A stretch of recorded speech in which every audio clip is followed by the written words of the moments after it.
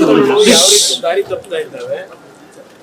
ಇವರು ನಿಜಕ್ಕೂ ಈ ತನಿಖೆಯಿಂದ ಯಾರಿಗೆ ಶಿಕ್ಷೆ ಆಗಬೇಕು, ನಾನು ಡೇ ಒನ್ನಿಂದ ಹೇಳಿದ್ದೇನೆ, ತಪ್ಪು ಯಾರೇ ಮಾಡಿದ್ರು ಶಿಕ್ಷೆ ಅನುಭವಿಸ್ತಾರೆ.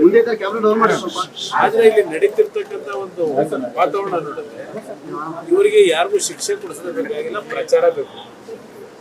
ಅದಕ್ಕೋಸ್ಕರವಾಗಿ ಇದು ನಡೀತಾ ಇರ್ತಕ್ಕಂಥ ಇಷ್ಟು ದಿವಸಗಳಾಯ್ತು, 15 ದಿವಸದಿಂದ ಏನು ಇವರ ಸಾಧನೆ ತನಿಖೆಯಲ್ಲಿ ಯಾವ ಸಾಧನೆ ಮಾಡ್ಕೊಂಡಿದ್ದಾರೆ ಅದೆಲ್ಲ ಮುಂದೆ ಮಾತಾಡ್ತೀನಿ ಮೇಲೆ ನಿಮ್ಮಿಂದ ಗಂಭೀರ ಆರೋಪ ಮಾಡಿದ್ರೆ ಬೇರೆ ಕೃಷ್ಣ ಬೈರೇಗೌಡರು ಎಂಟ್ರಾಗವ್ರೆ.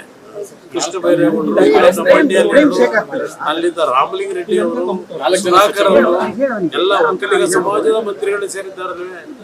ಹಿಂದೇನು ಇದೇ ರೀತಿ ನಾನು ಈ ಭ್ರಷ್ಟಾಚಾರದ ವಿರುದ್ಧ ಹೋರಾಟ ಮಾಡಕ್ ಹೋದಾಗ ಆಗ ನಮ್ಮ ಈಗಿನ ಸರಿ ಇದ್ರು ಬಿಜೆಪಿ ಸರ್ಕಾರ ಇತ್ತಲ್ಲ, ಆಗ್ಲೂ ಬರೀ ವಕೀಲರನ್ನೇ ಬಿಟ್ಟ ಮೇಲೆ ಅಟ್ಯಾಕ್ ಮಾಡೋದು.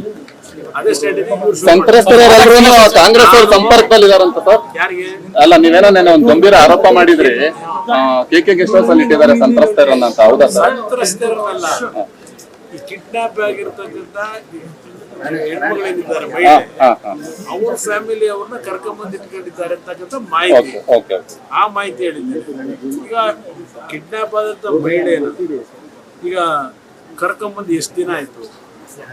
ಇಲ್ಲ 164 ಹೇಳಿಕೆ ತಗೊಂಡವ್ರ, ಇಲ್ಲ ಜಡ್ಜ್ ಮುಂದೆ ಕರ್ಕೊಂಡೋಗಿ ಇಟ್ಟಿದ್ದಾರೆ. ಯಾಕಿನ್ನೂ 5 ದಿವಸದಿಂದ ಆ ಕಿಡ್ನಾಪ್ ಆಗಿರೋ ಮಹಿಳೆನ ಇನ್ನೂ ಕೋರ್ಟ್ ಮುಂದೆ ಪ್ರೊಡ್ಯೂಸ್ ಮಾಡಿಲ್ಲ? ಅವ್ರನ್ನ ಮಾಜಾರಿ ಎಲ್ಲಿ ಮಾಡ್ಕೊಂಡು ತೋಟದ ಮನೆಯಿಂದ ಕರ್ಕೊಂಬಂದಿಲ್ಲ? ನೀವೆಲ್ಲ ತೋಟದ ಮನೆ ಅಂತ ಬರ್ಕೊಂಡ್ಬಿಟ್ಟಿದ್ದೀರಿ, ನೀವೆಲ್ಲ ಎಲ್ಲ ದೊಡ್ಡದಾಗಿ ಬರೆದಿದ್ದೀರಿ ಮಾಧ್ಯಮಗಳಲ್ಲಿ. ಬಟ್ ಆ ಹೆಣ್ಣು ಮಗಳನ್ನ ಮಹಿಳೆನ ತೋಟದ ಮನೆ ಇದು ಫೈಂಡ್ ಔಟ್ ಮಾಡಿ ಕರ್ಕೊಂಬಂದಿದ್ದಾರೋ, ಎಲ್ಲಿಂದ ಕರ್ಕೊಂಬಂದ್ರು? ಇಲ್ಲಿವರೆಗೆ ಇಟ್ಕೊಂಡ್ರ? SITಯ ಮೂಲದಿಂದ ಸೋರಿಕೆ, SITಯ ಮೂಲ ಸೋರಿಕೆ ಇದೆಯಲ್ಲ, ಇದನ್ನ ಯಾಕೆ ಇನ್ನೂ ಸೋರಿಕೆ ಮಾಡಲಿಲ್ಲ?